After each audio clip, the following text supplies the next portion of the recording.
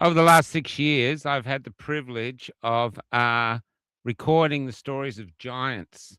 Dennis Borsos is one of those giants. I know the man personally. I'm not going to get into his life. I've done interviews out there without him. But basically, he did not want to hand out the COVID vaccine. He just didn't want to do it. And he knew APRA would come from him. On a Monday, he started offering exemptions. And as far as I know, the exemption just offered people 3 months to try find the informed consent that big Pfizer themselves couldn't offer. And so he's basically living up his Hippocratic Oath. He didn't want to do any harm, which is giving someone this vaccine without informed consent. So on Monday, he handed out about 3 of anyone that came to his country surgery. On Tuesday, there was a few more, and he expected there to be a rush, but he didn't expect it to happen as quick as it did. It happened on a Wednesday, and there was a mile-long queue of cars outside of his driveway. A lot of them, there was police officers in there, government officials, nurses, you name it, everyone there desperate from a vaccine because people did not want to take this. But as Dan Andrews had said, this is a vaccinated economy. If you're not vaccinated, you're out. And so the pressure on these people to take it, to keep their mortgages, keep their jobs was immense. And there's a link to an interview I did with a man who was in the surgery when the police came. And he talks about Dennis almost like a Schindler, offering people hope. The whole state for one day was talking about the courage of this man. That was about 4 years ago. And he has been basically suspended since then. And then finally the verdict came out now, and he's got 5 years of being deregistered until he can apply again. And so tonight we've reached out to a load of other doctors who dared to question APRA and the COVID narrative, and are also in various states of trouble because of it. And they're coming out to support this brave man. And the question of this night is twofold. The first basically is why do we need APRA? Why do we need this organization that isn't even a government organization terrorizing our doctors in the way that if a doctor says something that goes against their protocols but might be good for you, they too could be suspended or deregistered? And two, what do you want from a doctor? Because me, as the only person on tonight is not a doctor, I just want one doctor to tell me the absolute truth. Not that any of these mongrels will do that. But anyway, but one of these tell me the absolute truth. And there's no one else. There's just me and the doctor, almost like a confessional. And I think that's what most of us want. We don't want to be in there with the doctor and have APRA sitting there with a loaded gun at the doctor's head saying, don't you tell them anything other than the protocols. We don't know if Dennis will come on. He's thinking about it because he feels that he's said enough. So I do have some videos he sent in that I've put to AI. So I'll just play 2 of them. I love Cafe Locked Out. Every time I watch Michael and Paul, my toes curl up. I'm not sure what that is. Sorry, that was The evidence is plain as day. If the applicant was operating the governing legislation correctly, the incidence of cancer would be decreasing. But it's not. I would sincerely prefer the applicant was right about the allegations. That would mean a simpler, better world, but it's not. The misuse of the legislation is achieving catastrophic results for the public, and this cannot be supported. Most importantly, it is unforgivable that we have failed to protect our children. one more. The evidence is plain as day. If the applicant was operating the governing legislation correctly, the rates of autism ADHD would be decreasing, but it's not. Okay, so I'm going to bring in now the Magnificent Seven. We have Dr. Paul Oosterhuis, great fan of the show. We got Dr. Pay, who has have been treated terribly by the police in the ACT and others. We have the fabulous Dr. Mai Lee, who should be Australia of the Year as far as I'm concerned. We have Dr. David Nixon, who was probably handed out more exemptions than anyone. And then in the dark, we have the wonderful and noble Dr. Mark Hobart. Thank you for joining us, Doctor. And there might be someone I else can't joining us, hear. and Dennis might join I us. can't You hear. can't hear? Oh, you can't hear. You might have to go out and come back in. Okay, there goes the looks. Gentlemen, I shall hand it over to you. Who would like to go first? How about you, Paul? And I'll go down the bottom here and get out the way. Yeah, there goes the neighborhood. It's great to be here with some of my favorite deplorables. I mean, we're all clearly deplorable, and so this is a basket of deplorables. But I can't say that about Mark. It's such a joy to have him here.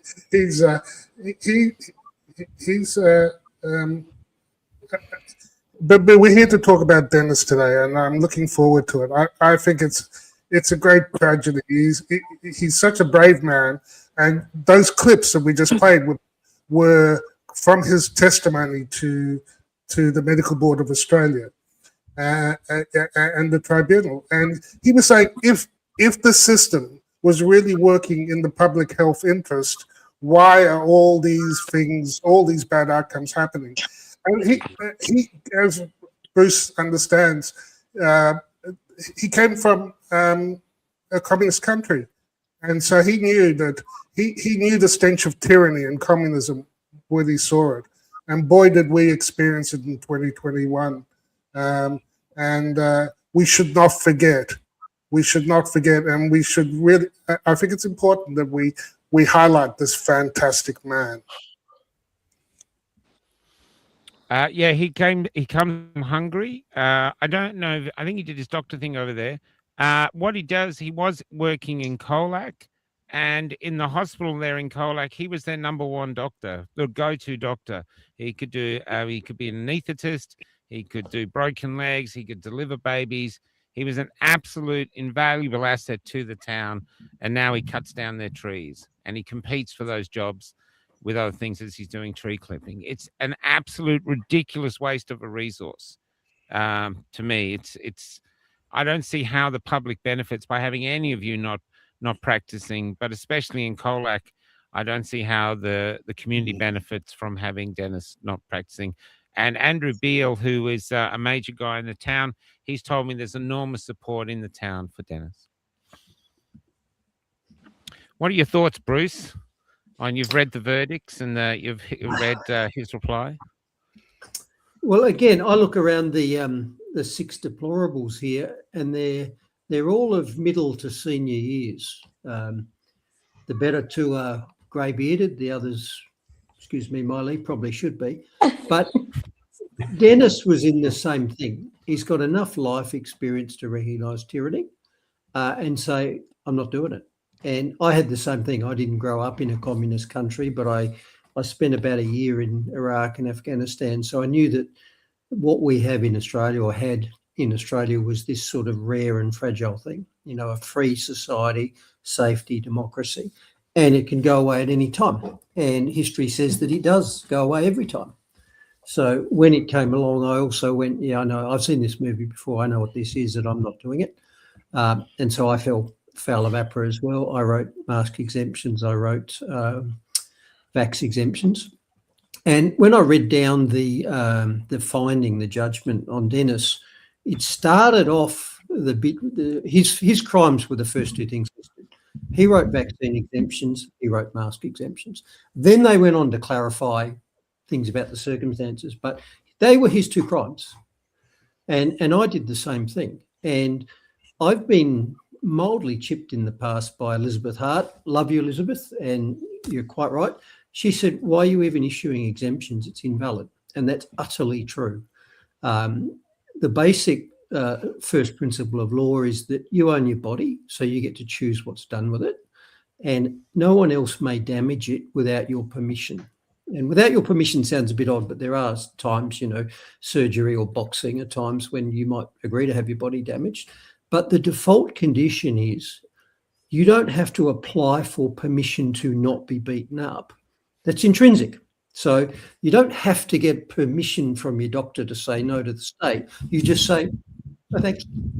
So in a sense, Dennis is being found guilty of a non-crime because Exemptions don't exist. They're completely irrelevant. The patient has that power by default, albeit, if that got them out of a dangerous procedure, I issued them as well. And I also noted unbelievably in the judgment that he was also accused of failing to properly inform patients about the risks and benefits of the COVID injections. I mean, are you effing kidding me? That's every doctor in Australia. The government didn't tell us what the risks were. Even when they knew what they were, they just denied them. They lied about the benefits, remember the 95, 90, 80 decreasing efficacy, and they wouldn't let us discuss the options, including nothing, options like vitamin D and ivermectin. And in fact, I got a show cause from APRA for writing scripts for ivermectin and what was that other one? Starts with C. Hydroxychloroquine. Hydroxychloroquine. Yeah, I wrote scripts for those things, and I got a show cause from APRA. In fact, I got a number of show causes from APRA, and I liked Dennis's approach to answering those because I took a similar approach. This is a star chamber, not a serious thing. So I just told him sex and travel sideways with a pineapple. And I hope that you and everyone else who's just following orders at APRA knows that you're part of the biggest medical disaster in history.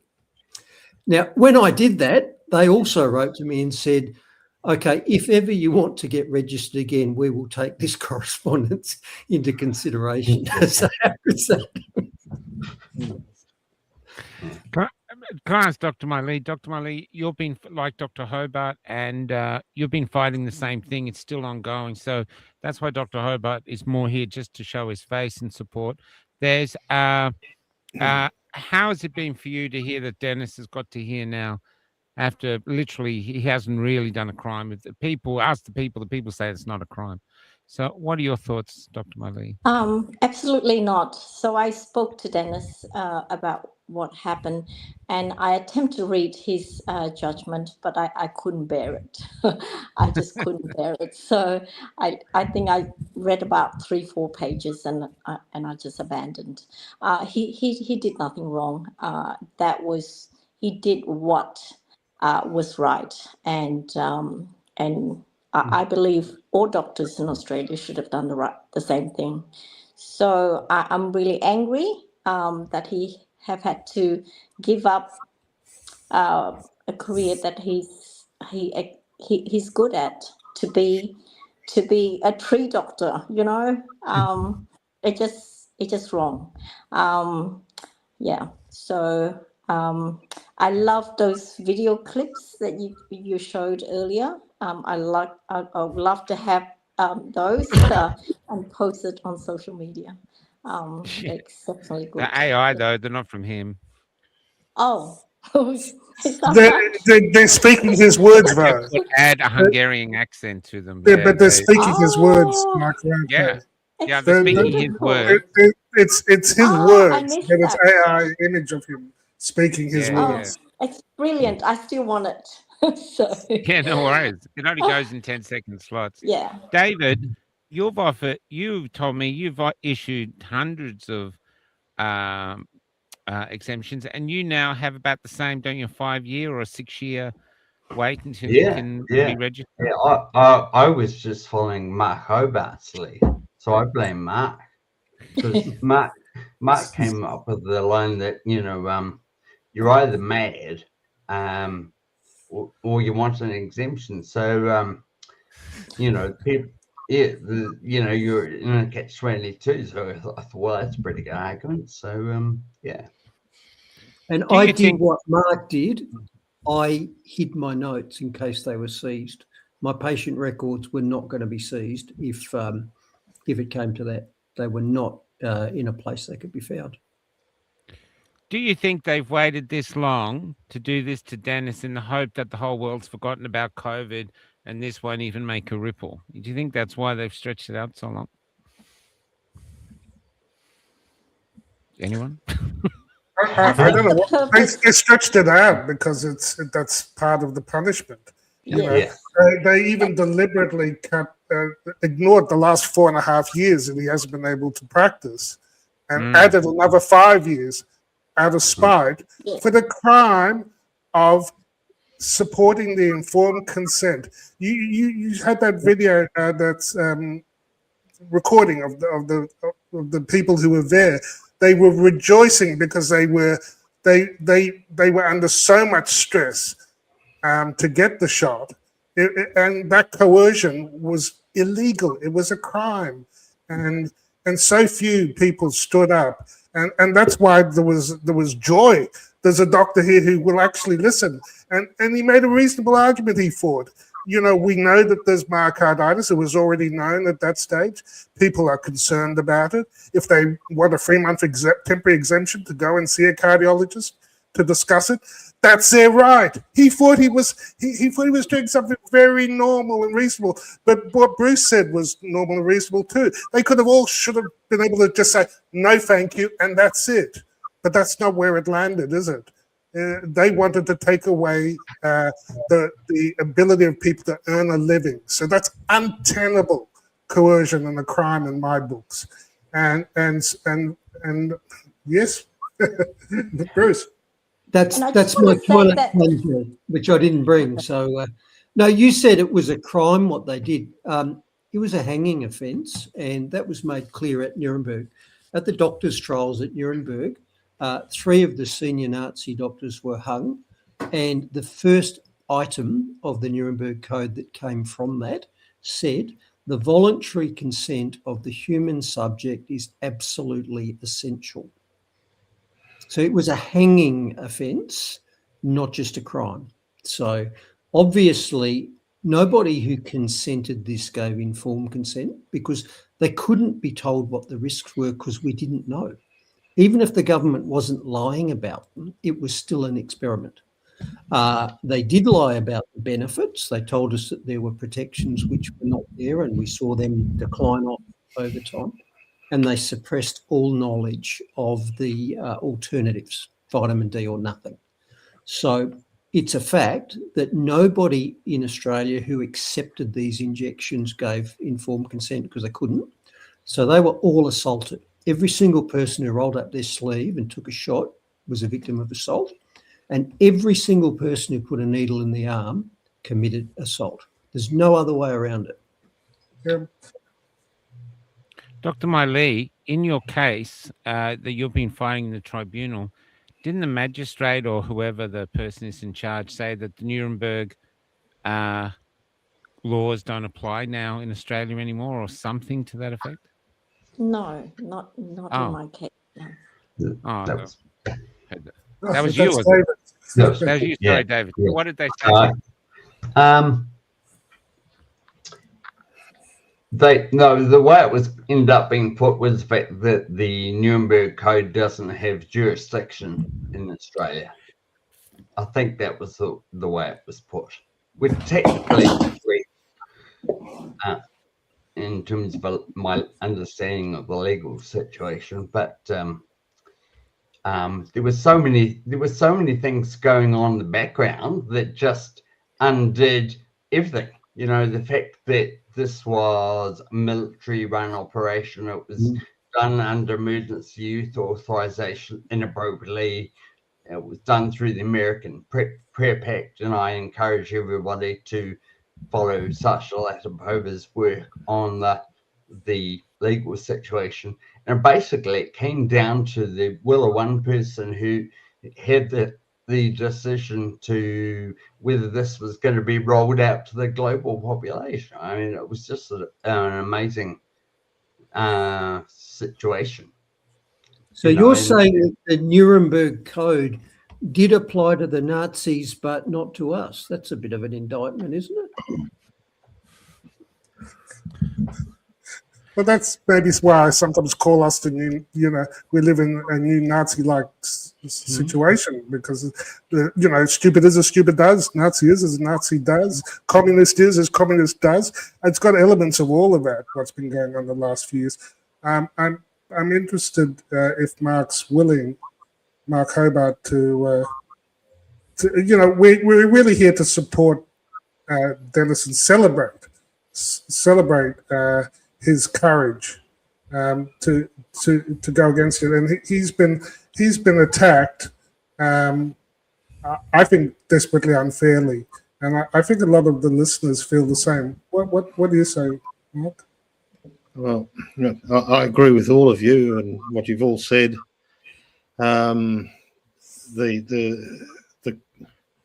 It's very cruel that he's been cancelled for 5 years on top of 4.5 years of being suspended already. It's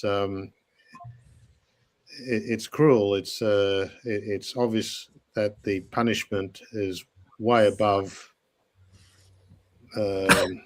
well, the non-existent crime. There's no crime. He did nothing wrong. In fact, Mark, that's how he started. That's his beginning of his statement. He says, I maintain that the applicant, in this case, the Medical Board of Australia, is wrong, cruel, and arrogant. Yeah. You know? Well, that's right. We all did the right thing, and we're being punished for doing the right thing.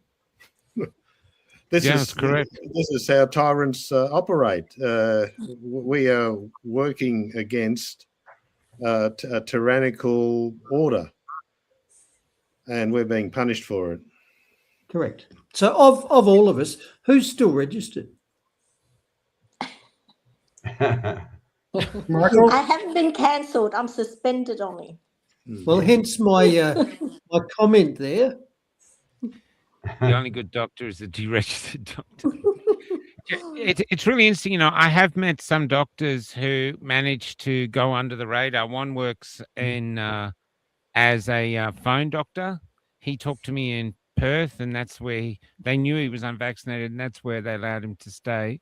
Another one joined me from Queensland. I think she's far, far, far north in Queensland. She sort of kept her head down. But there's Dr. William Bay can't join us tonight. Everyone's coming on. His lawyers won't let him. But it's I don't know. See, as the only non-doctor here, I'm just thinking, what's in it for Australians? Because Australians, last time I remember when the madness was on, because Cafe Lockdown just started, Damien and I and others and Hoodie and John Larder were all getting called. Is anyone giving an exemption? Anyone giving exemption? People were desperate for exemptions, calling us. Hopefully we knew. Well, if they try to pull this mandated vaccines against either the hantavirus or this or the Ebola chip virus or whatever else they're going to do, there'll be no doctors there. Correct. There'll be none. No one will be given exemptions. And this is point. what you've got to decide what you want from your doctors. Do you want sales reps for Big Pharma, or do you want doctors? And to me, I think the Australian public want autonomous doctors. They want doctors who stand alone. They've done their education. The buck stops with them. You know, we go to them for advice. And if you want another opinion, you go somewhere else. But that's what a doctor is. And that's I think most people would want that. They just don't want, you know, we've got enough sales reps for every other, I don't want to swear because Mark's on, any other crap that's going on. We don't want that. You know what I mean? That's what we want. It's almost like a priest. It's, you know, you talk to many old people, they adore their doctors, and the relationship is so deep. The doctor could give them Ebola, they'd probably take it. You know what I mean? They trust them so deeply. And this is what we've got to get back to. And if you're a doctor watching, what do you want to be as a doctor? Is that what you want to be? You want to see someone who doesn't need this, or this doesn't need this vaccine? You know it could injure them, and you're going to give it to them anyway, just because, well, you no longer have your own power. It's a powerful thing that you guys are doing. Powerful thing, you know. Michael, if you remember early on, we all got issued what was called the gag order. So every health practitioner got a letter which basically said, if you don't parrot the government line, that's unprofessional conduct, and you'll be called into account for that. So what that meant is not only could you not go and get a second opinion anywhere because each doctor was required to give you the same opinion, you couldn't even get a first opinion because each doctor was required to give you the government's opinion.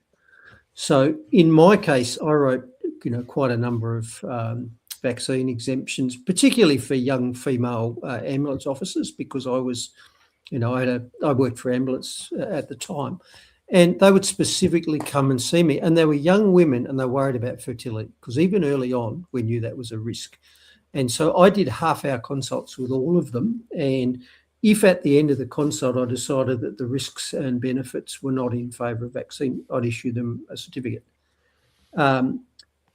What happened then was that they gave those exemptions in at work at South Australian Ambulance, and then either the Ambulance Service Medical Officer, the ASMO, or the CHO, the Chief Health Officer in South Australia, binned the lot of them. So I had a therapeutic relationship with a patient. I'd spent a half an hour taking a history, examination, etc., and getting a proper transfer of information so they could make an informed decision. And when they said, I don't think that's in my best interest, I gave them a certificate supporting that. So it was a proper, sacred, therapeutic relationship between a patient and a doctor. And that is sacred, by the way. In no other industry, well, in almost no other industry, do you go and see your professional confidant and undress. Doesn't happen at the bank, doesn't happen at the accountant, doesn't happen at the lawyers. I say generally doesn't happen. So there's something special about the personal medical relationship. So I'd taken the trouble to do all of that properly. And the Chief Health Officer, the most senior doctor in South Australia, who didn't know the patients, had not had the discussion with them, was not in a therapeutic relationship with them, simply binned the lot of them. Grossly unprofessional misconduct. I am now no longer registered a doctor, and the Chief Health Officer got a public service medal and is still the CHO 5 years later. Utter disgrace. Dr. Pape, before you go, could you tell us just what happened to, including Canberra, for anyone watching who's unaware of your history? So where you went from there to, just a brief, to the atrocious way you were treated. Okay, so I popped my head up fairly early, and just by way of background, I was a public hospital doctor. I worked for Flying Doctor. I worked for Ambulance. I was a defence reservist who'd been to East Timor, Afghanistan, Iraq. In fact, when I was in Afghanistan, it was during the MERS epidemic in 2012. So I was actually the senior health officer during that, related coronavirus. So I had a bit of a background in epidemiology. And when COVID reared up its head, I just started doing some reading to find out about it. And I pretty quickly worked out the vaccines were dangerous and had to be ineffective because of the two-compartment model, where they're injected, they can't stop you inhaling a virus. So I started saying to people, this is a bad idea, this won't work. And there were so few doctors speaking out that pretty soon I was talking at rallies and doing consults for exemptions and so forth. And I also contacted my MP, who was the State Attorney General, and said, you guys are making huge mistakes here. What you're trying to do to control this isn't going to work, and it's unethical. So my MP refused to meet with me. I can see him. Josh Teague was his name. He's the Deputy Liberal leader in South Australia. He refused to meet with me.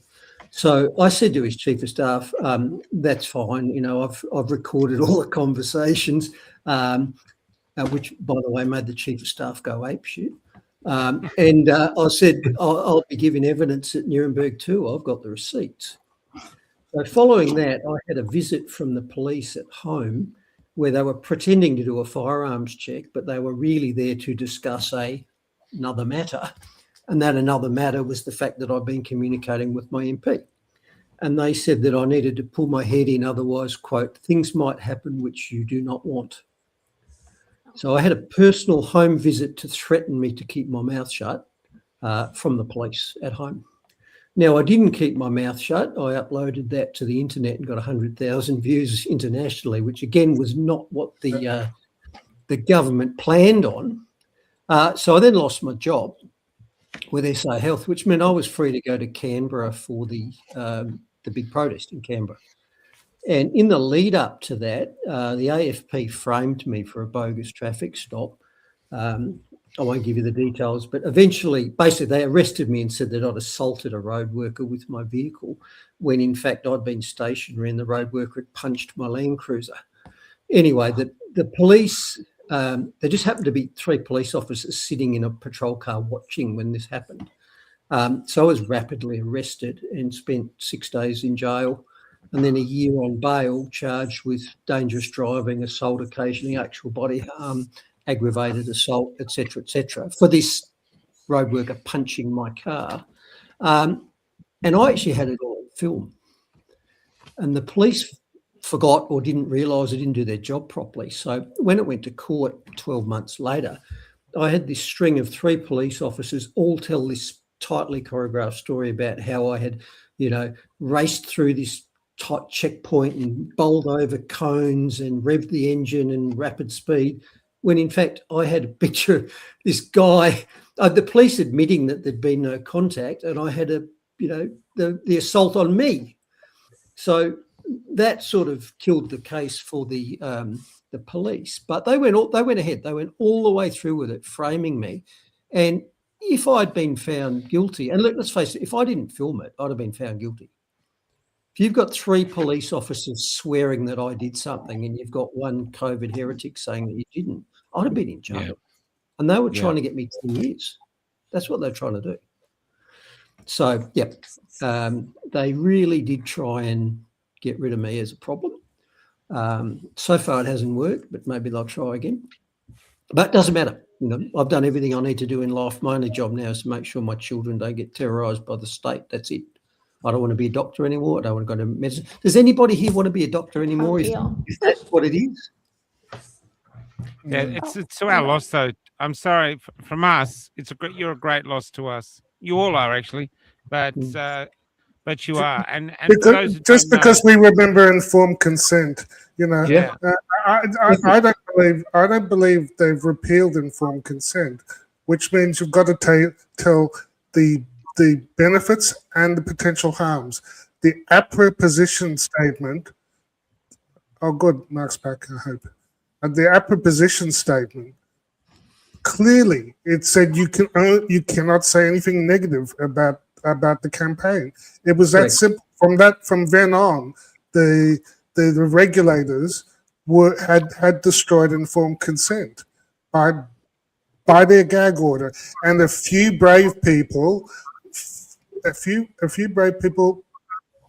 said no, they won't comply with this tyranny, because it's being able to control what goes into your body and being told the truth about your procedure is very basic ethics. It's not even complicated ethics, and we could see harm. We could see the potential for great harm. I think that harm has been proven, and the idea that the government has the gall to still come after people like Dennis and Dr. Mark and Dr. Miley is it's infuriating to me, honestly, because I feel we're in a Twilight Zone episode. It just doesn't make sense. That's the thing. We were right. Dr. Nixon, for those who don't know, can you tell us why you got in trouble with APRA? Well, there were a few reasons, and most of them have already been mentioned. Writing scripts for ivermectin, along with zinc and doxycycline and hydroxychloroquine, and then on the 14th of September, when Greg Hunt announced that we were no longer able to prescribe ivermectin, I went to my local pharmacy with some research I'd done on in following a COVID medical network meeting where we've been discussing wormwood and Enua, Artemisia, and the pharmacist actually reported me to APRA as well. The pharmacist? Yeah, well, it was on the weekend, so it was a locum pharmacist, so I didn't realise that, and he reported me to APRA as well. Right. Did he fill the scripts? That was after the 14th, so they went out before the 14th. They were filled, but after the 14th, nobody was filling them because, So the pharmacist was acting as the doctor rather than you. the pharmacist was following the line of ivermectin and ivermectin-like products with appropriate treatment for COVID. Yeah. And what basis did he have for saying that? Where was his medical degree from? Yeah, well, yeah. Yeah, Dr. I mean, I'd given them plenty of good information. Dr. Miley, we've documented your case in depth, but for anyone watching tonight, because hopefully this will spread, first off, I want to say, can I just give some background? And Dr. Miley is an extraordinary human being, like Dennis, born basically in the Cambodian killing fields, lost her mother there, ended up as a refugee, getting to Australia, working in a sweatshop, unable to speak any English, teaching herself and realizing her only way out of this terrible situation was to educate herself. She was working in a sweatshop when not in school, teaching herself English and other studies in books held above the sewing machines and everything else she was on. Did all this, got into dentistry, from dentistry became a doctor, had her own practice, never had a complaint against her in all her time as a doctor, beloved doctor. But then she did the terrible crime of saving somebody's life. Can you take it from there, Dr. Miley? Yes, so I treated a patient who had been in hospital with COVID, and she discharged herself against medical advice and went home and continued to deteriorate. I was told that she wasn't that unwell and whether I could treat her. So I proceeded to treat her, and this is remotely because at the time, if you have COVID, you'll be locked in your house. You can't get out. You can't get any help because the idea is that you stay home until you get worse, and then you call an ambulance and you get escorted to the hospital. So she and her family knew a bit about ivermectin. So I proceeded to, I told her to go to the hospital and she wouldn't go because she's been in there and they've done nothing for her. I treated her. She had a bit of side effects and she ended up at Westmead Hospital, and a professor, an associate professor who's a toxicologist at Westmead Hospital, told the intern to report me to the Healthcare Complaints Commission. And that's how I got in trouble. And the second complaint was a person by the name of John Smith, who's not contactable, who we don't know the identity of, and he alleged that I have been promoting ivermectin in an online forum, and that I am an anti-vaxxer, and that I prescribed ivermectin to his friend, and this is the script of his friend. And so John Smith forgot to redact the ivermectin script, which turned out to be my brother's prescription. And I was the one that actually took the prescription to the chemist. So I went to check with the chemist, and he told me, or the assistant told me, that APRA agent had come to collect the prescription.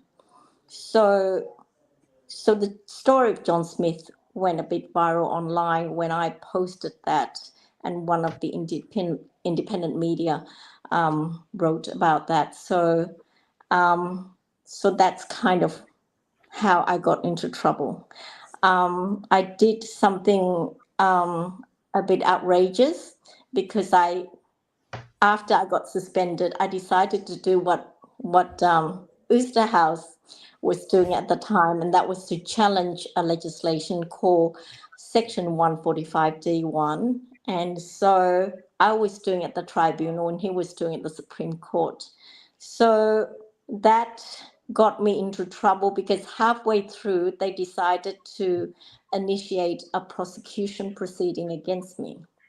So I failed my judicial review in the in the Supreme Court, but I had to then contend with this prosecution proceeding, and this was an attempt to cancel my license, to make a finding that I am practicing significantly below standard, and also I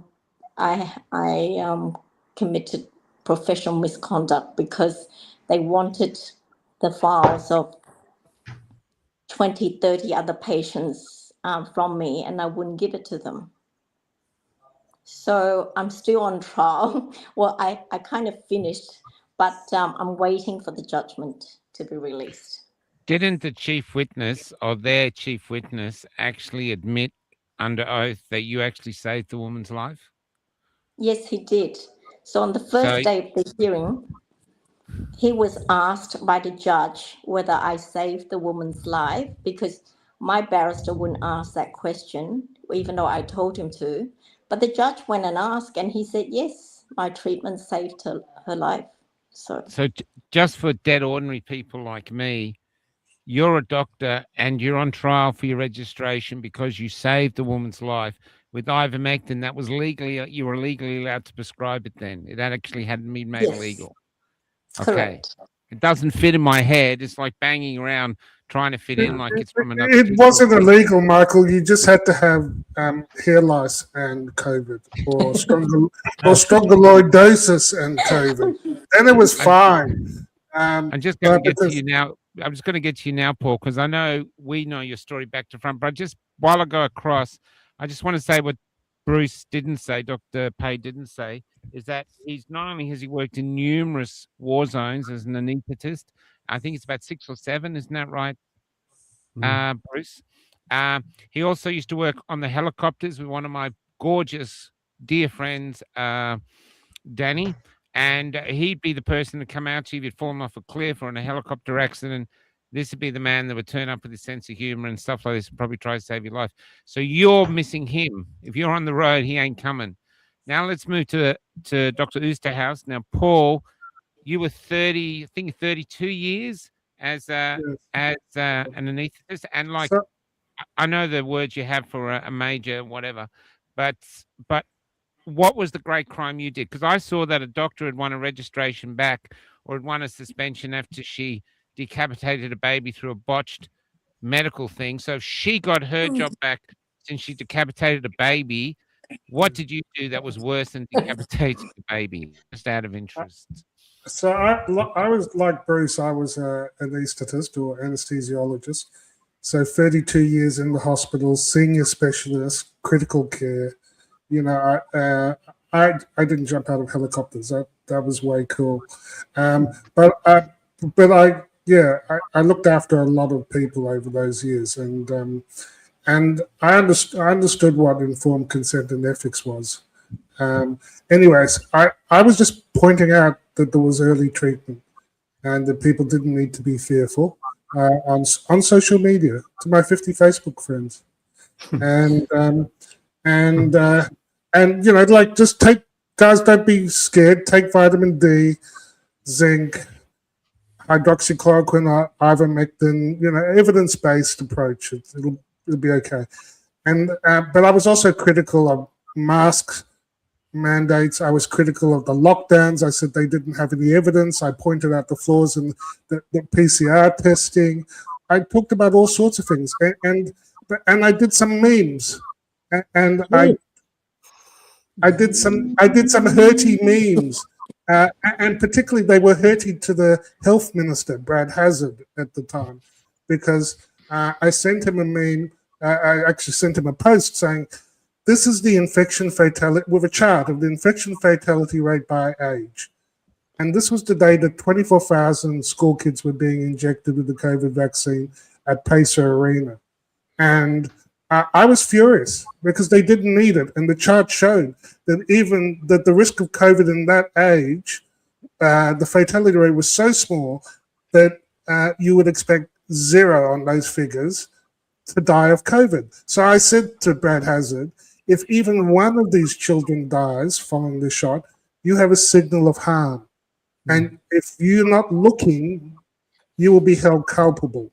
And after that, I became very deplorable. I got immediate action powers, public protection. Actually, it's political protection because this is political tyranny. This is, but yeah, I went through a suspension hearing, and I lost. I think I was the first doctor to lose it over informed consent and bodily autonomy, and just speaking the truth as I understood it through the science, through the numbers, through my training. And I sued them in the Supreme Court in February the following year, and by May of 2022, they actually dropped my suspension, which was which was a great pleasure. But I wanted more than that. I wanted them to admit that they had acted unlawfully, and they used that. Oh, doctor, you don't have standing anymore. We've given you back your license. Now go away. So I've continued the fight. Just speaking the truth as I understand it, standing for ethics. You know, the informed consent, which also means telling the truth. Your doctor should tell you the truth. Bodily autonomy, which is the right to say no, as Dr. Bruce said, and let the doctors be doctors. You know, you know, I've been at a lot of protests, and I've done a lot of engagement, both at Cafe and media and Substack and on X mainly these days. So that's in brief. Who would want to tell the Australian public who don't know who APRA actually are and how they're funded? Who wants to have a crack at that? Did that make sense?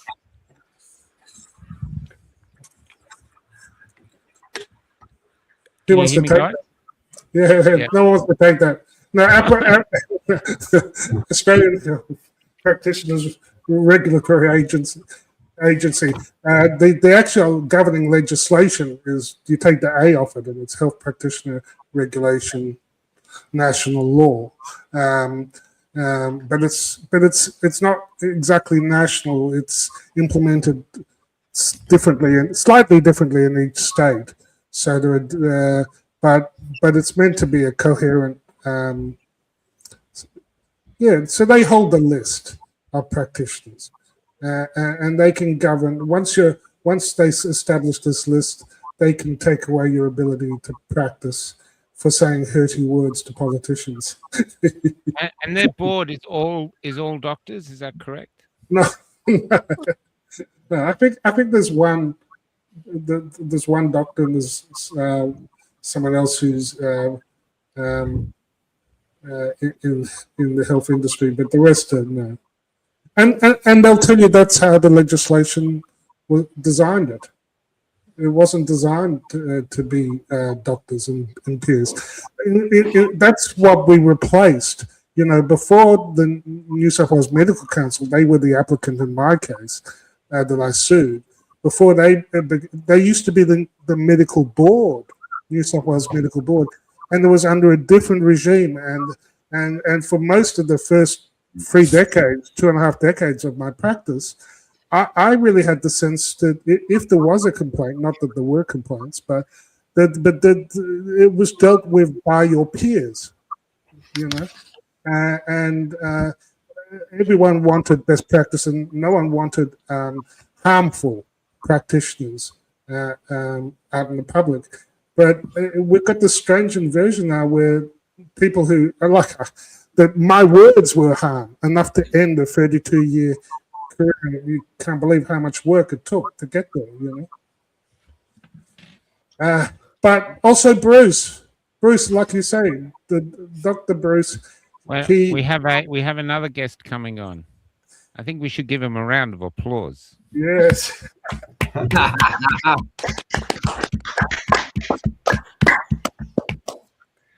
Good evening, everyone. Hello to all the panel members and the viewers. And I'd like to thank Dr. Hobart for brutally coercing Dennis to come on. No, Dennis, I'm glad you've come on. I really am. I'm I feel it for you, man. You do not deserve this. You're a great man. You know, you're a lousy chess player, but you're a great man. Thank you. Yep. Look at your beard, brother. You're looking Next like word. Time for a bit of a trim. Now, you said you didn't want to say any words. Did you see the AI version of you that I've got? Yeah, that was a good little summary. So I haven't got much to say. I just would like to mention for the benefits of all the viewers, just as a useful information, that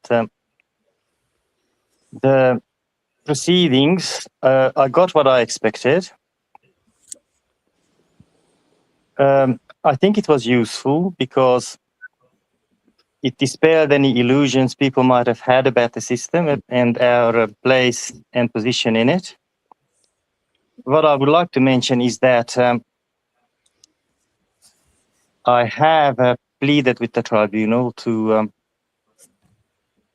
promote and protect free and fair trade, and that was ignored. I also informed the tribunal about the state of the results that we are getting with the leadership of the medical board, basically by silencing experts. All the disasters are piling up, like we're getting all these cancers, we're getting all these, basically all the health outcomes are going down the gurgler and the expense going up, especially like autism is close to home. Yep. We've gone from 1 in 10,000 to 1 in 20. So we went from the village idiot to 1 in every classroom. So I suppose the parents are responsible. Like if I hold myself responsible for our disaster, but it's hard to operate in an environment when you are deceived into having these shots, and then you basically have to be paranoid and vigilant not to try and avoid all these traps. So that's the situation. Can I ask you, Dennis, how much money do you think you've lost in these 4.5 years? I mean, and this is only for giving people what they wanted. They wanted exemptions. What, how much do you think you've lost? Just have a guess.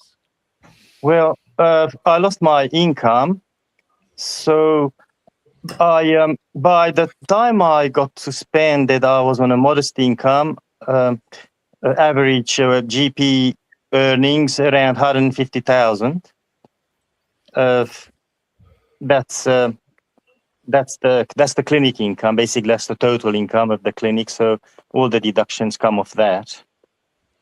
I used to earn a lot more when I was working at the hospital and doing all the on-call and all the anesthetic lists and obstetrics and that sort of stuff. But that was I was out of that by 2018. So that's the money side of things. I was paranoid enough. I could see the nonsense piling up. So I was paranoid enough to try and put my finances in order. So I do have a subsistence level, comfortable level financial situation. I can't jump up and down and be extravagant and go on holidays, but I can get by. This tree trimming business I set up is more just to sort of get me out of bed in the morning and keep me occupied, really. I'm getting by, it's fine. So I never begged for money, and then I'm not asking for money now, so I'm fine. Yeah. Do you miss being a doctor? Medicine, I have a love and hate relationship with medicine. It has given me the best and the worst moments of my life. I have seen the profession go downhill over time and lose ground. Didn't make sense until COVID. Why? The profession is getting abused the way it is. Like we lost the respect and the peace of mind, and the income, and now it's just turning into a basket case. don't even know what to call it anymore, what it is. Basically, it's a poison chalice. I suppose many of the other jobs are not much better. So They have lots of people in Australia saying they don't trust their doctors anymore, and the government or APRA apparently is trying to figure out how to make them trust them again. What would you suggest is the only way that people can truly trust their doctors again? you can forget all that for now. Got to recognize we are in an escalation ladder, right? Mm-hmm. So you've got to realize that we have done that. We started off with the deception, right? So that was by them trying to trick you into believing that it's good for you, not the COVID jabs, but even any other intervention. And then by the 90s, early 90s, they moved on to coercion by linking your Centrelink payments and your preschool. And with COVID, they linked it to your job. So that's coercion. But there's more to this escalation ladder. The next step is rape, assault, and murder. Okay, so we're yet to enjoy that. So forget trusting your doctor for now. So at the moment, we're just moving along the escalation ladder. So you've got to understand, and this is for the benefit of the viewers, that there's a desperate intent to have access to your body and to inject. Yep. And that's irrespective of any other consideration. So you need to make your own conclusions and act accordingly. When you were in Hungary, or Hungary, Romania, where you're from. So basically, I'm a Hungarian from Romania. It was basically partitions after the Second World War. I have done my medical training in Melbourne University. It was still one of the original 6-year courses. Okay. Yeah. Okay. Looking for that. Can I ask though? Everyone from the Eastern Bloc that I've talked to, and probably everyone from Cambodia, is they said in these circumstances, not complying is the only way forward. Do you believe in that, or do you think there's any hope if people there is hope. So basically, these approaches that they are taking are self-defeating and not viable. Sooner or later, they fail because they ignore the essentials of success. The essentials of success is free and fair trade and the meritocracy, right? And instead, we are engaging in the 7 sins of natural law, you know, assault, rape, murder, deception, coercion, theft, and trespass, right? So we're moving along that, we're playing with those ideas, which is might be profitable on the short term, might be, some might find it funny and cute and funny, but it's not going to make us competitive in a global in a global scene, nor are we going to win any wars or I don't expect any success. I have seen all this before. The results were degradation and defeat. We are going to get it again, and just as well. You told me as that you can when you're see, in Hungary, I just want to show you. I'm sitting here. Oh. I've done a 3 job today. I've done a 3 job earlier today, between 10 and 2, and now I'm sitting here with the cat. Can you see it? Yeah. And watching YouTube videos, right? Popcorn, watching YouTube videos, and watching the world go up in smoke, right? Yeah. So, yes, it's I've gone through this personal upheaval, but there's bigger issues at stake here, which is where are all of us heading? Where is the country heading for our children?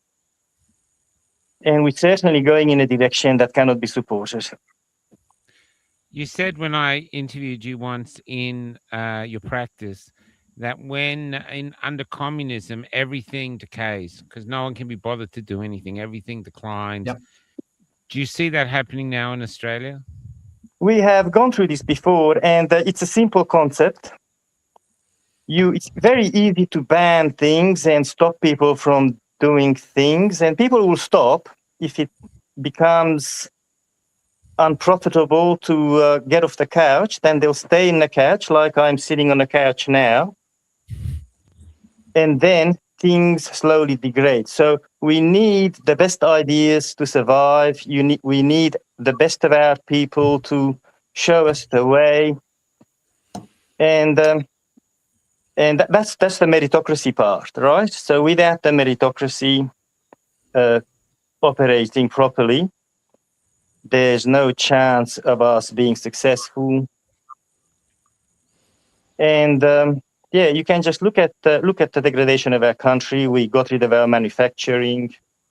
If you just want to look at medicine, you can see the results that we are getting. The costs are going up.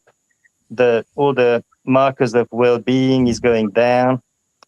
Everybody's unhappy. It shouldn't be like this. It doesn't have to be like this. There is a better way. But this is what we are getting. And the concern is that there are no levers in place for the system to self-correct. It has to fail. And it is Correct. sadness that that's the case, but I don't see how it can help itself. We cannot help ourselves. So we go into nepotism and a big government, and then stuff just fails. Central planning, too much central planning. Not that I'm against central planning. There is a place for central planning, a degree of central planning. I'm not against government. I think government and central planning has an important place.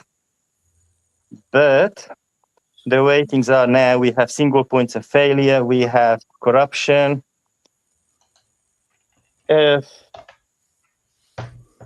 So the results are what they are. Dennis, have you met Dr. Bruce Pay? Have you met Dr. Bruce before? I met him briefly. We haven't talked much. I'm more of I'm not very social. Join the club, mate. I got people there. I'm like the thread that joined you all.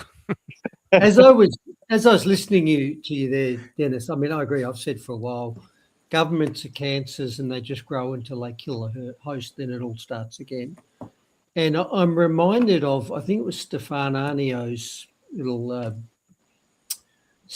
little segment where he said, I can't hear. I think everyone else can, Miley. I can hear. You can't hear. I can hear now. Can you hear us? Okay. So he said, was it strong men create good times create weak men create hard times create Can't hear strong now. men. We're in the I might put you out and bring you back in. part of it.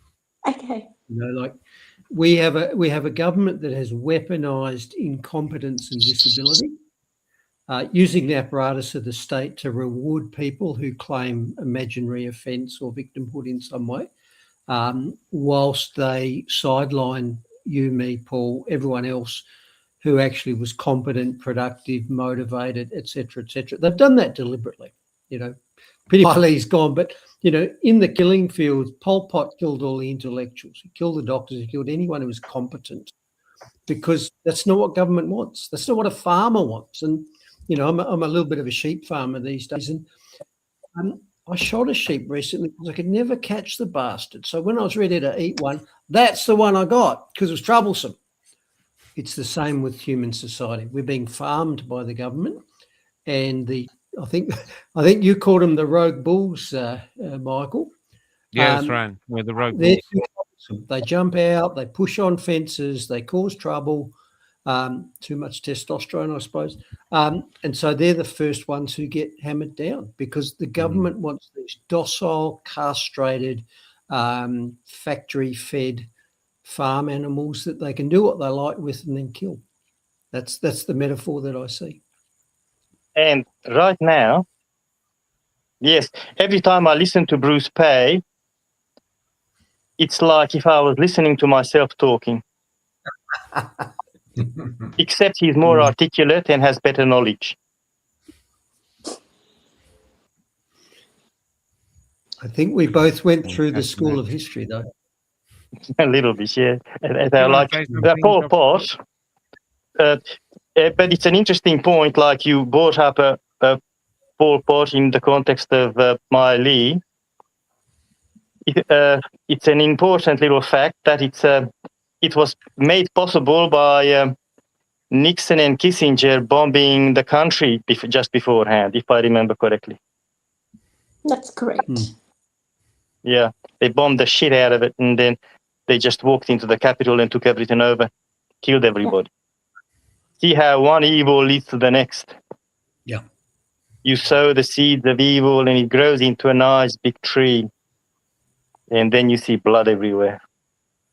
Every time the Americans decapitate a regime, it's replaced with something worse. Every single time. You guys get invited to many parties? No.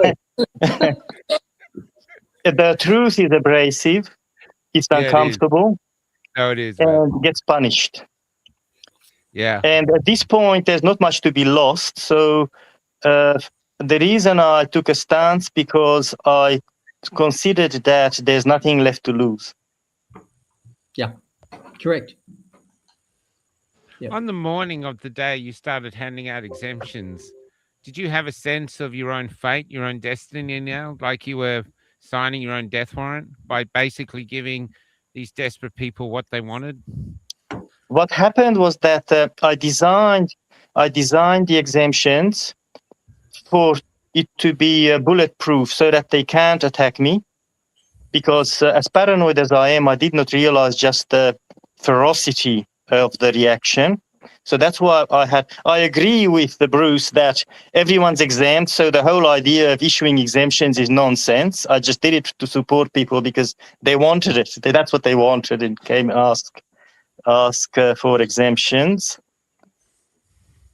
But yes, when initially I designed it to be able to self-preserve, but it has escalated. So after the second day, once I finished at 10 o'clock at night, I knew that there's going to be trouble. And then the final day, there was a long queue at 7 a.m. And that extended down the driveway by 11 o'clock. I knew I am in trouble, and that this now has its own life. I was asked by some of the staff present whether I should send them away or do this or do that. I said, "No, just let it play out the way it will." And then we lost our water supply not long after, and the police came. So they shut off your Coincidence. water. Yeah, they shut off the water. Accidentally. Coincidence. It was a coincidence. When the police came in and they basically, took over the place, and that's on the recording we have. But what did you say when they knocked on your door and you opened the door and the police officer? So basically, because there was such a huge mob of people, the police were very concerned. The police were sitting in my consulting room, and they were very, very concerned of how things might play out. So I was basically reassuring them and trying to calm them down. And I told them that, okay, it is what it is, and it has gone as far as it went, and we'll just call it a day and send everybody home now. Well, I can correct that because I took the interview, and the myth, which I think is real, is when you opened the door to the police, you said, "Are you here for an exemption?" Yeah, sure, that happened, and that was fine. That's not an issue. I did ask. A young lady police woman came, and she was more nervous than I was, and then I asked her if she's here for an exemption as a joke. But then they had come to my office, 2 or 3 of them. I think there were 2 of them, and then they were making phone calls, and nervous about how things might play out. Yeah. Were they sorry at all? Did they apologize? Did they like what they were doing? Did they No. understand? It was a huge problem and a huge nuisance. And nobody knew exactly what to do and how much to do. So at the end, it played out by me going out and sending people away, which took some time. And then lots of police came, and then it went down without any violence or any major upheaval. People just went away. But it was interesting that even after I had a police guard at the gate, I still had people jump the fence. I live on a 3-acre property, 2.5-acre property. They gone to the back, jumped through the fence, came through the fence, and asked for exemptions. And I issued them.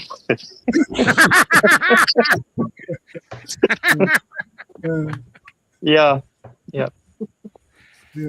I'm not sure how much Dr. Hobart wants to speak. That's why I'm not pressuring. Let's let Dr. Hobart. Dr. Hobart did not say anything yet, and we want to hear what Dr. Hobart has to say. All right. Well, sorry, I've had some computer problems. That's why I'm appearing and disappearing. So I apologise for that. I might have to get a new computer. I don't know why this is happening. But first of all, Dennis is 100% right. What he's done is completely right, ethically, morally, medically, according to medical ethics, everything. He's done nothing wrong. That's the first thing I'd like to say. What has happened to him is an outrage. Absolute outrage. It's killing an innocent man, basically. It's wrong. My thoughts are now mainly occupied with what to do next, how to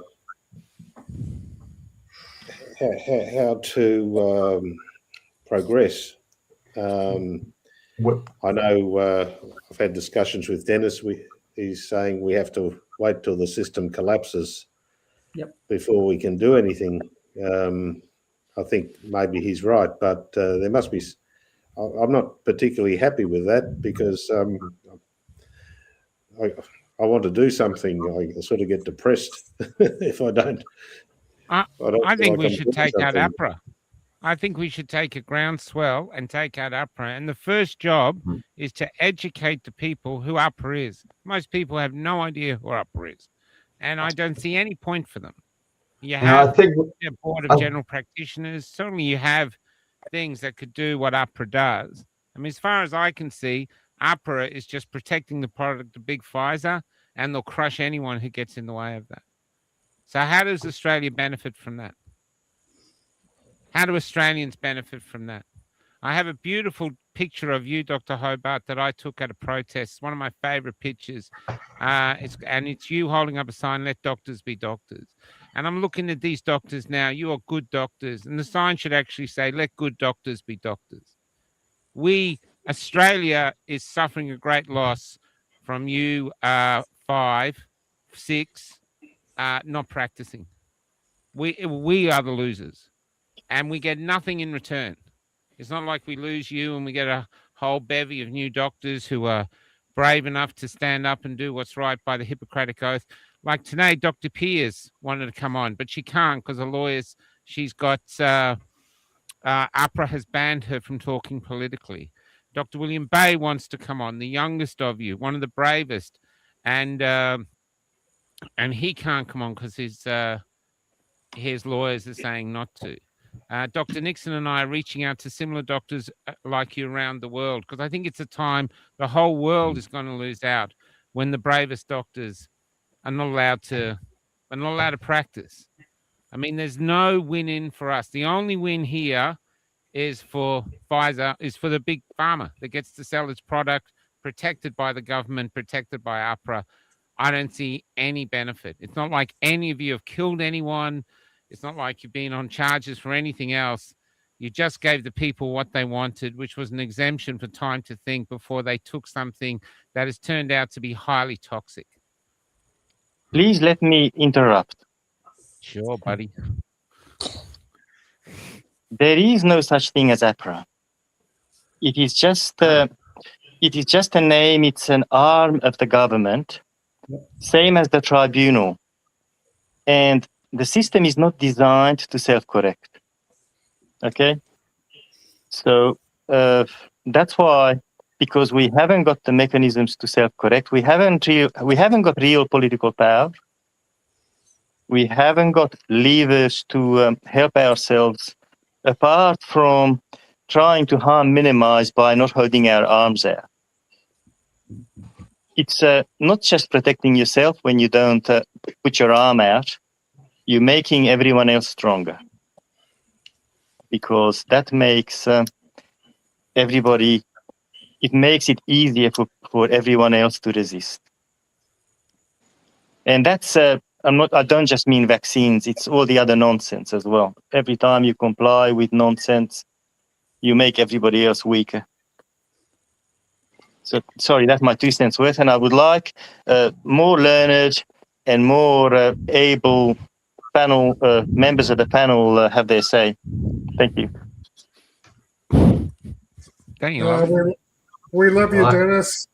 We love you, Dennis. And we did hang out with him. Oh my God, it's so much fun. And we all agree. Obviously, we drink the Kool-Aid, and I'm well aware that there's another camp that sees a totally different reality, and it's really hard for me to reconcile your points about that we're in a really dangerous spot right now, and that maybe we have to see everything break down before we can actually move forward. And I think that the action of the Medical Board of Australia against you and against Miley and Mark and all of us, and APRA and all the other institutions, they've breached our trust so badly now for 5 years, and they're discrediting themselves through their actions, and they're setting the seeds for their own destruction. They can't see it, and by the destruction I mean people are going to stop trusting those institutions when they act like this. So when they have a chance to look at Mark's case and Mark's case, I counsel them to think about that, because but I like you, I think this is a one-way street. Oh, I'm getting feedback. I'll stop. No, I couldn't hear it, Paul. You sounded great. I was okay. I was hearing another voice. Oh, it's weird. There's Dennis. What is your what's your business name for the tree clippings? Otway Trees. There's another business which is close by, which is called Otway Tree Care. That's not me, because they care and I don't. I am just Otway Trees.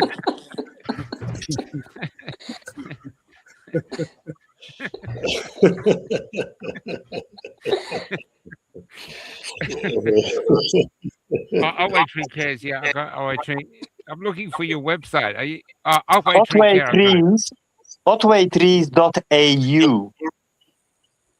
Otwaytrees.au. That's my website, yes. Trees.au.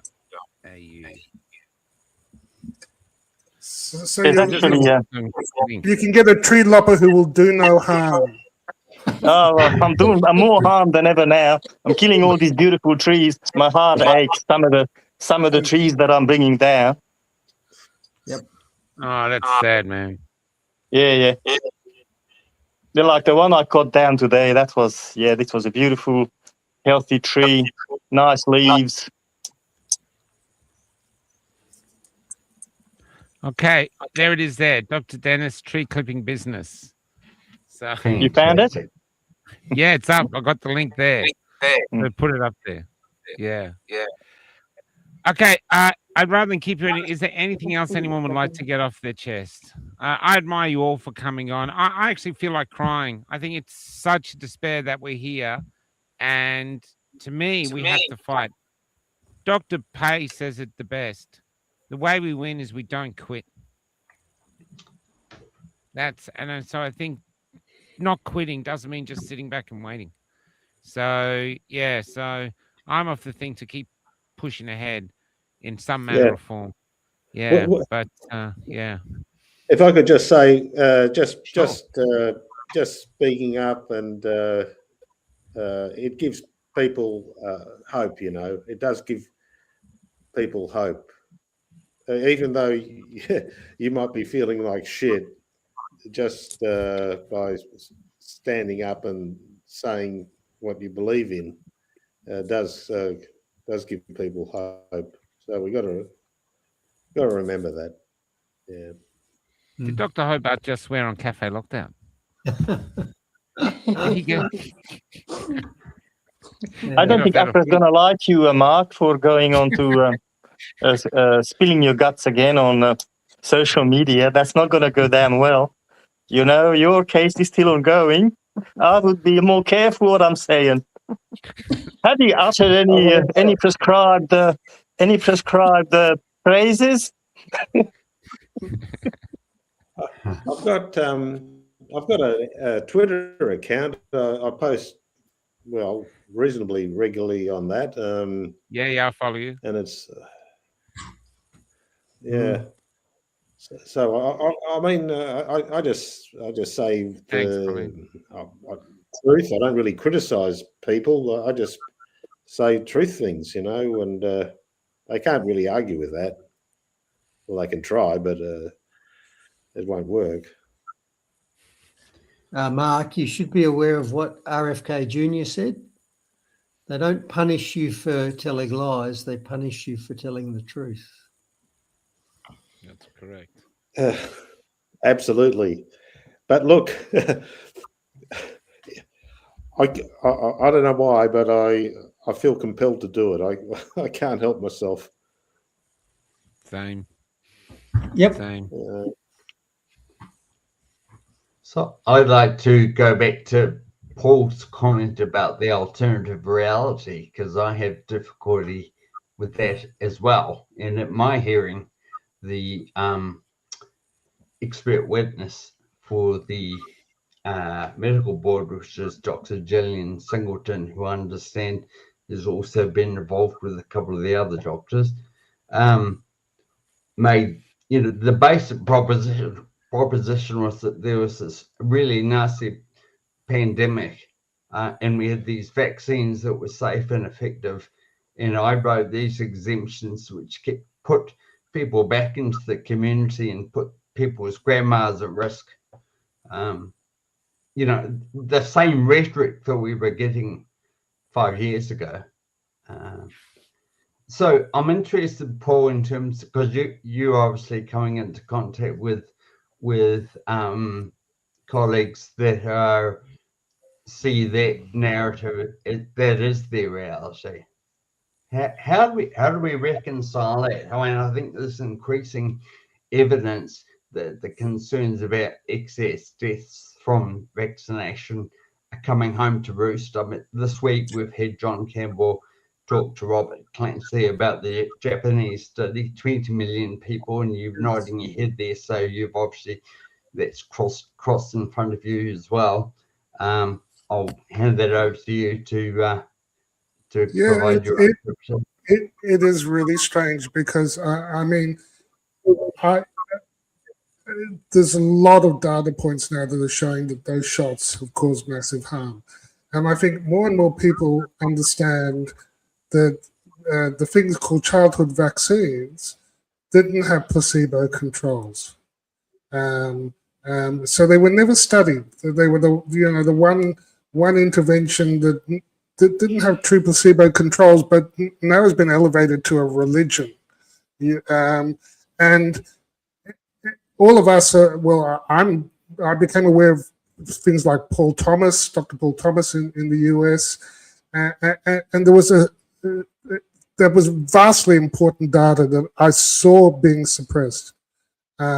And then we had the Zervos study from the Ford Clinic that he saw the same findings as Dr. Thomas. He compared vaccinated and unvaccinated. It was a powerful signal. It explains a lot of what Dennis was trying to tell the regulators in his letters, but he didn't. He knew that if he published it, he would lose his profession. There are lots and lots of evidence of excess theft now. Like you say, the most recent is that 18 million people study, and the work from New Zealand and Czechoslovakia and elsewhere where we had large databases. It seems undeniable. So then you've got to say, well, what's going on? What is going on? Are we insane? Or are the regulators? And that happened to me in my hearing in 2021. They said, well, Doc, you're laying out this is a synthetic gene injection. It hasn't had long-term study, long-term data. They haven't studied it for safety in pregnancy. They haven't looked for cancer, its ability to produce cancer. They haven't looked at its ability to produce heritable effects. I said that to them. They don't care. They don't care about the facts. They don't care about the science. And what Dennis has shown is all they care about is compliance. All they care about is compliance with whatever they say, and it doesn't have to be. It doesn't have to have a basis in reason, ethics, logic, or science. And they have their own Potemkin science. You know, people like who shall remain nameless. I've been fighting with them for 5 years now. They have these vast edifice of where the study shows harm, and then at the end there's but of course COVID jabs save millions of lives, and yet you read the body of the study and you go, this was horrendous. It produced harm. Why are they still giving this? So I feel like we've got 1 million data points and that we've been rational and moral, and by extension, the regulators and APRA, the Medical Board of Australia, is acting immorally and is acting unethically, and that's my main message. It's, you know, I don't think any of us have done any harm. I think it's egregious what they've done. Part of me still wants to yell at the top of my voice at how fucking insane that we're in this situation, and that 5 years later they're still pulling out the thing. And this is why I think Dennis is right. I think we're in danger, and we need to stand up, and we need to stand up now.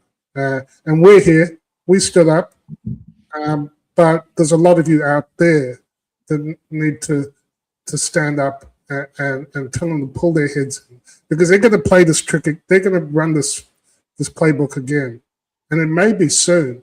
So it's time to stand up and be counted. I would like to mention, if I may, there was a question underneath there by one of the viewers of how come more doctors did not stand up.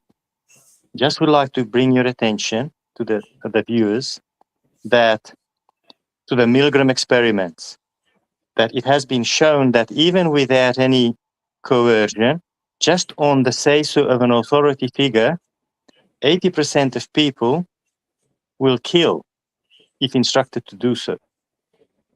Now, add to that the carrot and the stick, and you can bring it to 99.999%.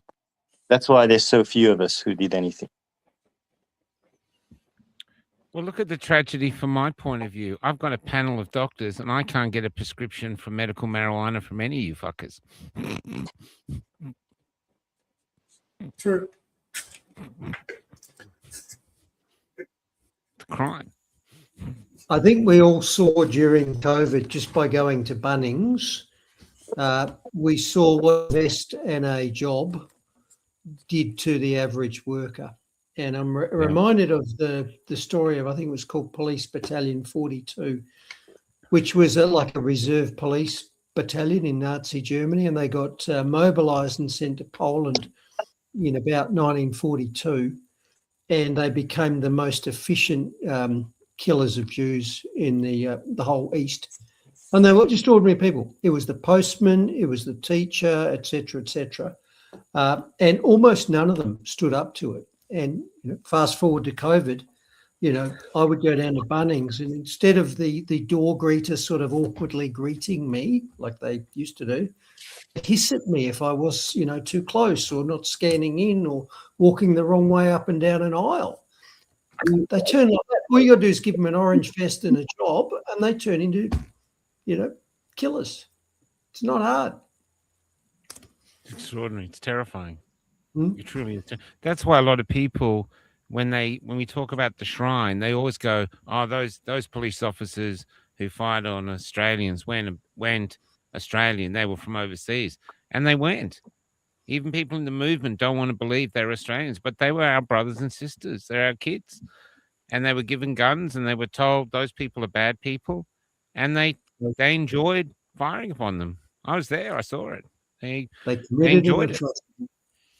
Yeah, they had no problem with it whatsoever. Do you know, the ironic thing is it really wasn't about health. It never was. It was about power and control.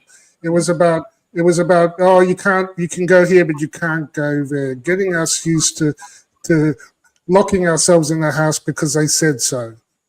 There's the evil goobies outside, and as a result you have to start to do papers please and checkpoints, and we lived through that, and we're still traumatized, but we're in this situation. Big Brother turned up with a stethoscope. Our profession was the stalking horse for totalitarian control, and the lockdowns were medical martial law. And far too many people accepted it. And now, even when the lies have been exposed, the people are still carrying on as if nothing has changed, and that's the danger. That's the danger. And unless we face what happened over those last 5 years, we are going to be enslaved, and we are going to be killed. Like Dennis says, it's as serious as that, and so that's why it's so great to be in the company of deplorables like yourself. For the benefit of the viewers, I would like to point out how medicine degraded over time, and that was not an accident. We started off with a doctor being a respected professional with a good income and a peace of mind where he could think about your problems. And yes, he would cock up and bury a few people, but then most of the time he would think about how to fix you and what errors he might have made and how to remedy those. And then over time, we made him easier to sue. Like all the common law stuff about common law protections were removed. So he was made easy to sue, and the public was incited against him, like against the doctor, to sue him, and he charges too much, and he can't be trusted, and we got to regulate him and do this and do that. And this has escalated to a point that the profession is so traumatized now that it will kill you. So that has been proven with COVID, that most doctors have injected without asking a question. And if you went in with your side effects, then they called the psychiatrist on you, called it anxiety. Yeah. And this is the same way. So basically, a traumatized doctor over time gets demoralized and will be ready to kill you. And that's what you see. This is how they basically train torturers as well, that they torture them and they get demoralized and able to do unspeakable acts. Just putting it out there. So if you can't trust your doctor, that's good. That means that you already know that the doctor is compromised and controlled. But the doctor is just a doctor. It's just the product of the system. and decades-long degradation. Dennis, I think it started with Medicare. You know, a wise lawyer friend once told me, you work for the person who pays you. Wow. And with Medicare, it's not the patient that pays you anymore, it's the government. And what that means is you're not working for the patient anymore, you're working for the government. That's just the way it is. And that's why so many doctors complied with the recent tyranny, because they were just agents of the government. They weren't trying to get the best deal for grandma. They were trying to do what the government says, or they're in trouble. That's where it all started to go wrong. And you can't get out of it now. You know, you cannot go and see, you can't just go to a doctor and say, I'll pay you cash up front. There's always going to be some link there. You know, you can't go into even a private hospital and just say, look, I'll put 20 grand across the bar, just treat me for cash. They won't do it. They can't do it. It's all tied to numbers, and you are in the system, and your doctor is the system. In fact, your doctor is the system. So they're not your doctor anymore. They're the government's. Wow, what a statement. Is this why they've stopped doctors reciting the Hippocratic Oath? That's what Dr. William Bay told us, that they don't do it anymore. Okay. And when he was on stage, when we did a show, the No Ghost Show Live, in Melbourne, there were several doctors in the audience, and they all said yes. They never had to pledge it either. Do you think that's on purpose? Michael, the Hippocratic Oath is nothing more than the rephrasing of the free and fair trade. So it can be summarized as free and fair trade.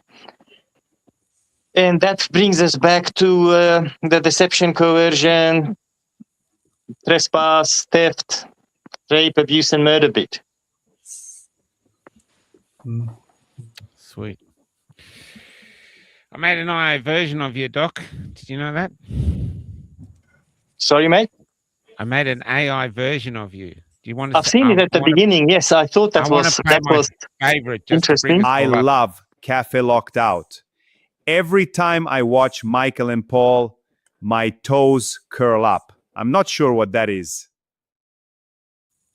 Oh, you can ask some of the doctors here. There's Yeah. plenty here. Yes, yes. You managed to surprise me. Yeah.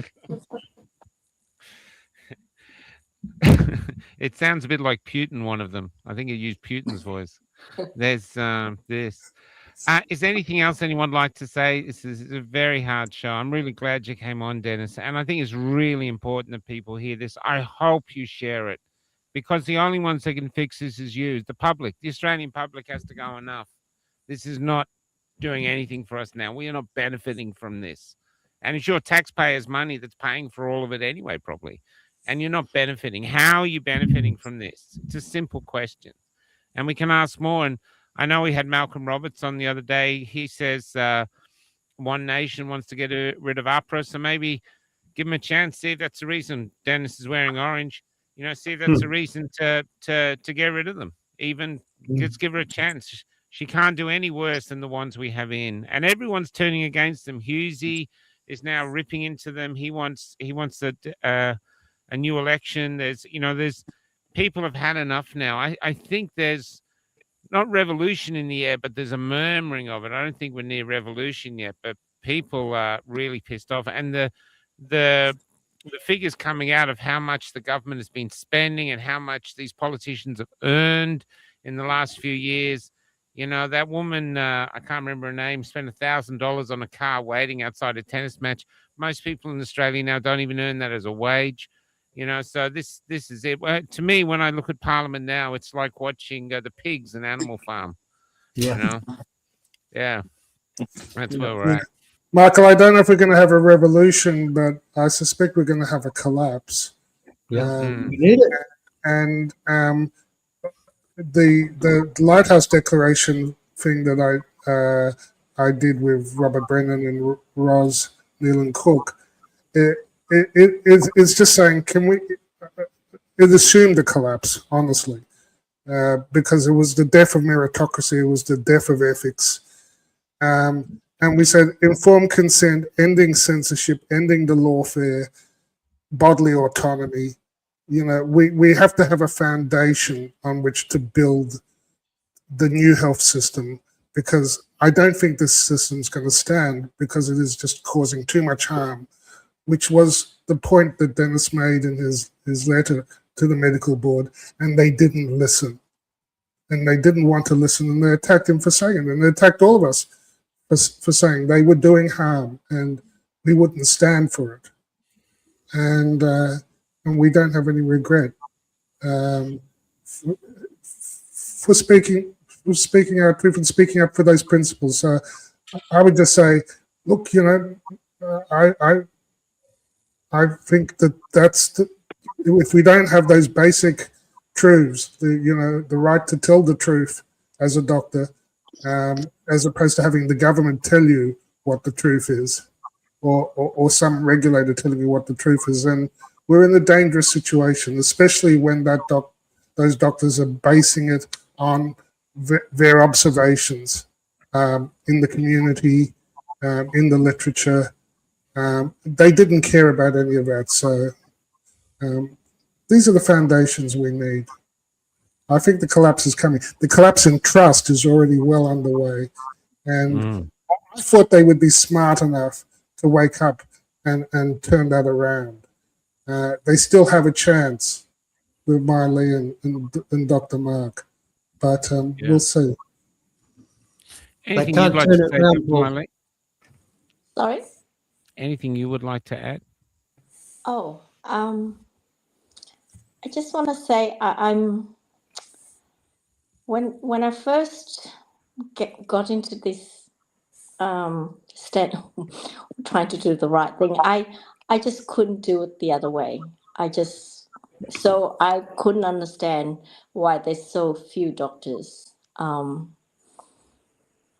standing up and because they're just morally wrong, and I couldn't get myself to inject anyone, with the vaccine. So I'm glad in a way that I got suspended, that I never had to do that. But fighting the last few years been hard, but I've gotten tougher and more resilient, and my hearing, my closing submission hearing was August of last year, and I'm still waiting for my judgment to be released. But I'm not stopping. I do not believe. Well, I can't say what the tribunal's decision is going to be, but I would suspect that it's going to be adverse against me. So I'm prepared to fight on. And I want to ask the public to support me,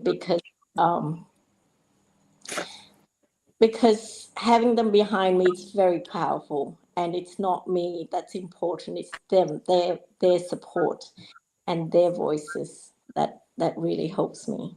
So I don't want to give up, and I want to fight all the way. I'm with you. You know what was extraordinary, Michael, at the tribunal of hearing of Miley, the government was actually arguing that at the time that she treated this woman and gave her ivermectin, that the policy was to do nothing and just let them die. Wait until they turn blue, can't breathe, call an ambulance, and that's it. That was the only treatment. And she was put in a circumstance where she had to make a choice. The patient had been in hospital and left, and she treated, and the patient who would have very likely died without the treatment, and her own expert witnesses witness against her, and all the expert witnesses, Robert Clancy and Pierre Corey and all great witnesses supported that, but they don't seem to care about the facts, but the facts matter. I was outraged. There were many times I had to get up and walk out because I couldn't believe that that's what the government was saying, "Doctor, you're in the wrong because you actually treated a patient who would have died and survived because of your treatment." It's insane, and yet they're doing it. How about you, Dr. Hobart? Are you feeling hopeful about your outcome? Well, look, I think I have to accept reality in view of what happened to Dennis, and this has got nothing to do with right and wrong, or if you practice medicine correctly or not. It's a government program, a government agenda. So I don't expect to win. But I think what can be drawn from Dennis's decision, his punishment, it just confirms that the powers that control us are evil. I don't know any other way to put it. And evil will not prevail. No.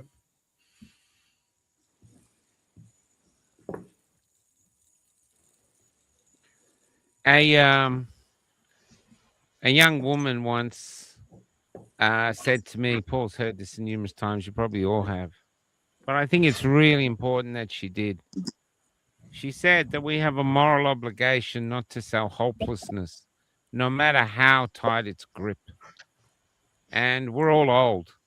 And there's young people coming up who have $1.5 trillion, $1 trillion worth of debt, no houses they can afford. They need to see that the generation that preceded them, that there is some defiance and fight in us.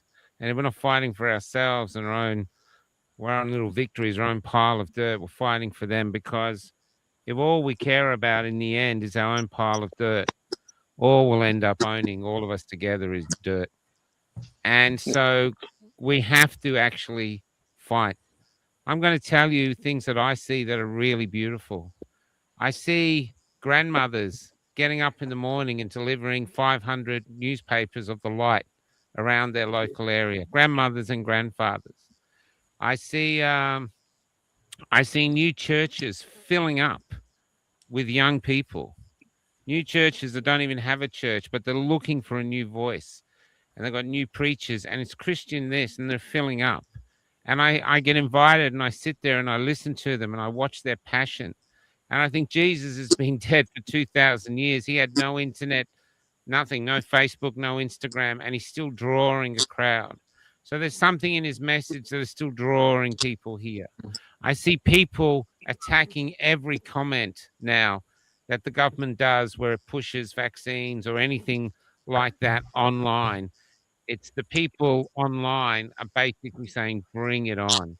So I see defiance, and I see people now no longer attacking those who are standing up. We used to get attacks. We don't anymore. They either pat us on the back or they nod. And Australians, I think, are really, really good people. They're caring people. And the greatest tragedy of this is they used our great ability to care for each other against us. And that's how they separated us and done this. But we can always redeem ourselves. And even though we've lost our identity in these last few years, we can define ourselves by how we handle this. That's why I listen to Bruce Pay. Whenever I get down a lot. I hear him say, we win this by not quitting. I'm pretty sure that's what you said. I hope I'm not got it wrong. Otherwise, my whole life's a miss. But he said, this is how we win, by not quitting. And I don't think we should quit. I actually think you doctors have a way of leading from the front. And by that, I mean by courage, by integrity, by being the doctors you were born to be. Not that you can practice, but I believe other doctors will eventually follow. Because I went to one doctor about a year ago for a checkup on my heart. And he was so down and locked in with this. And I'm sure all doctors out there are going, because if you all just stood together, you could F off APRA and the Australians would applaud you. And if doctors can't do it, who else is going to do it? The trolley boys, the cleaners. If doctors can't save it, if doctors can't lead from the front, who else is going to do it? You know, and we're on the right path. We cannot leave this to the next generation and the next generation, and they will be enslaved, and we will be their enslavers. So we can't quit. We just cannot quit. This is just hard days we have to get through. We have to use them to define ourselves, sharpen our swords, and tell them to fuck off. I tell people now, we got to be like the Corellas. We got to fly over APRA with all our wings flying, going, fuck you, fuck you, fuck you, fuck you, and fucking this.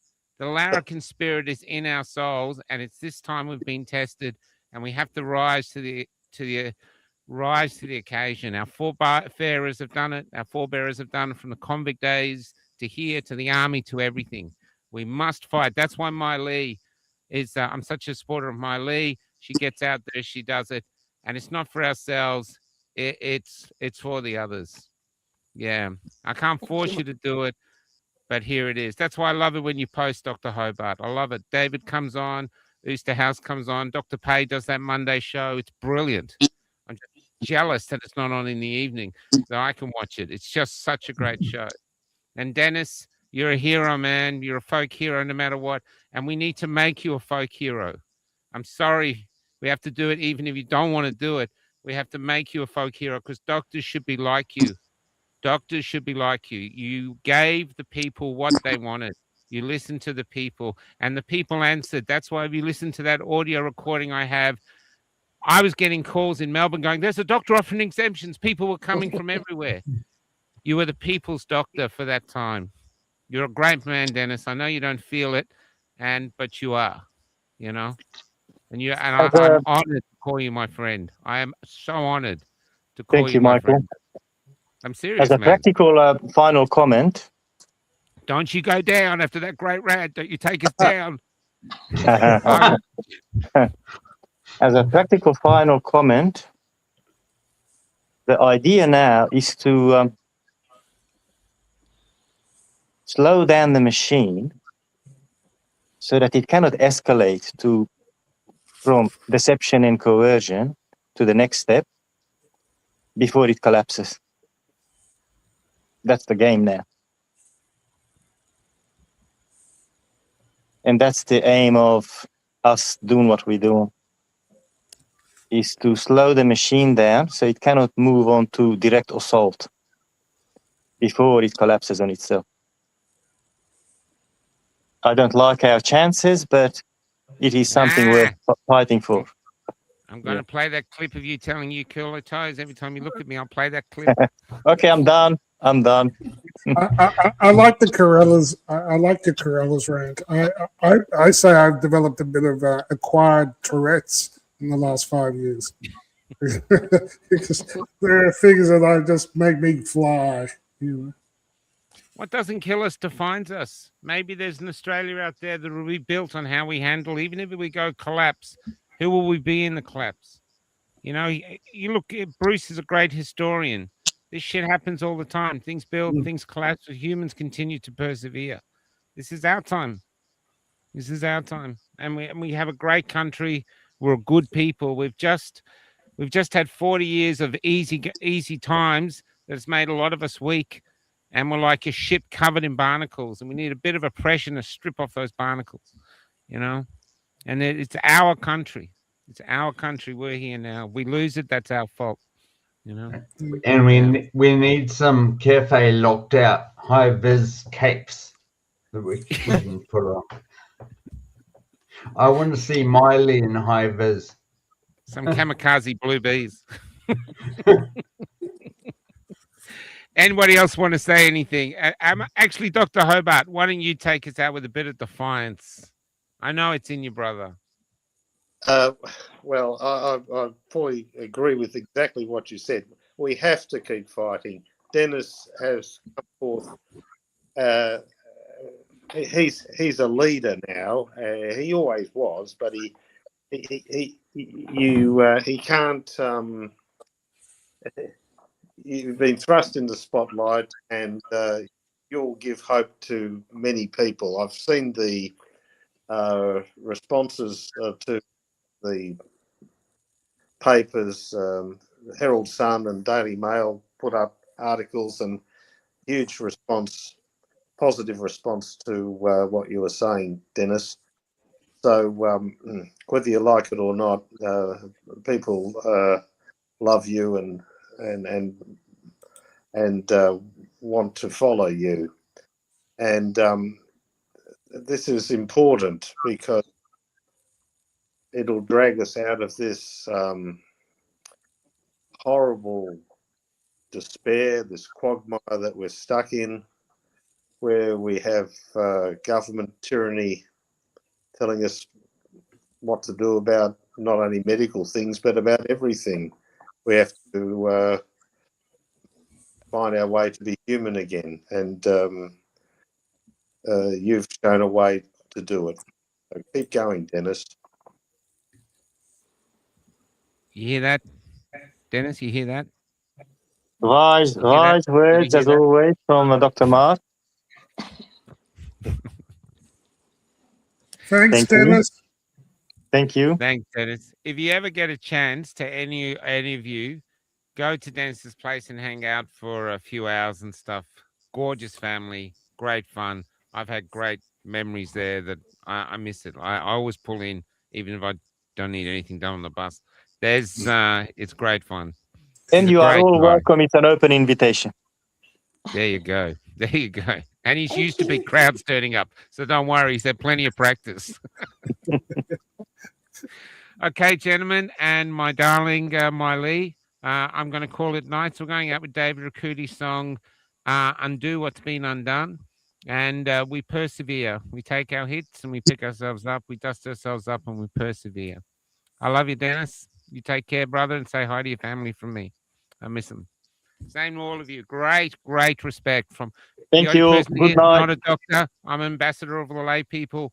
We have huge respect. If there was a surgery where you guys were in the GPs, there'd be lines and lines of people waiting to get in.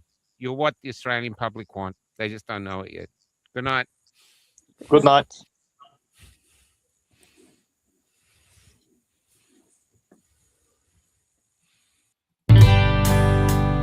Is it only me who's not too blind to see what's happening today?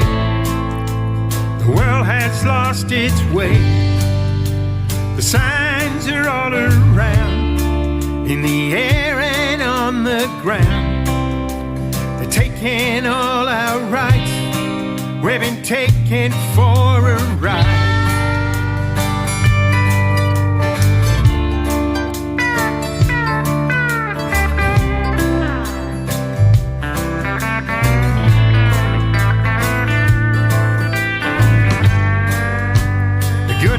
Always said there'll be deception at the end. Two worlds will collide. It's all hidden in plain sight. There ain't no common sense. It's just college ignorance. The grooming and the lies. Well, it's a devil in disguise. But everyone obeys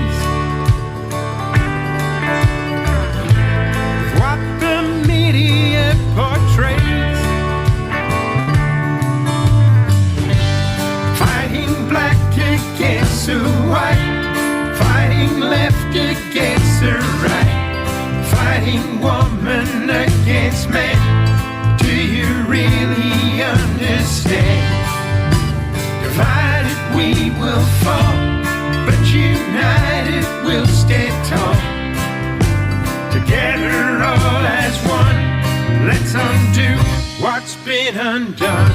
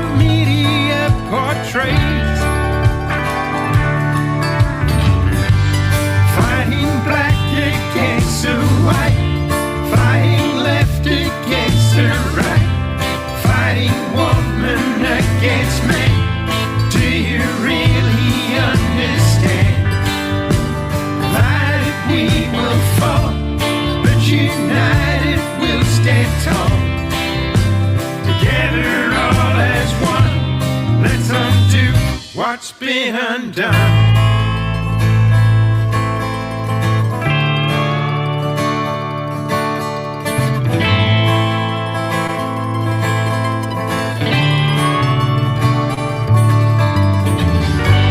Fighting black against the whites, fighting left against the right, fighting woman against man. Do you really understand? Divided we will fall, but united we'll stand tall. Together all as one, let's undo what's been undone. Divided we will fall, but united we'll stand tall.